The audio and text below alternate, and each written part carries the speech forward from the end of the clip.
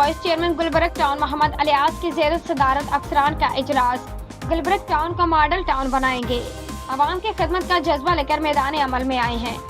Karachi vice chairman Gulberg town Muhammad Ilyas کی زیر صدارت افسران کا اجلاس۔ اس موقع پر municipal commissioner Javed Anwar Abbasi, director parks Nadeem Hanif, director administration Muhammad Ali, director council Saleem Ahmed Siddiqui, director sanitation Waqar, X E N M and E Muhammad Shawar, X E N B and R Muhammad Sohail Khan, incharge medical اور دیگر بلدیاتی افسران بھی موجود تھے۔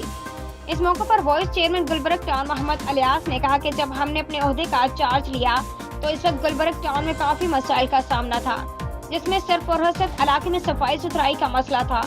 علاقوں میں کچرے کے ڈھیر موجود تھے۔ گلبرگ ٹاؤن کے انتظامیہ نے ان مسائل کو حل کرنے کے لیے مربوط حکمت عملی تیار کی اور گزشتہ 3 ماہ کی مسلسل محنت کے بعد گلبرگ ٹاؤن میں صفائی ستھرائی کی صورتحال میں بہتری آئی ہے، مگر ابھی ہمیں مزید محنت کرنی ہوگی تاکہ ہم گلبرگ ٹاؤن کو ماڈل ٹاؤن بنا سکیں۔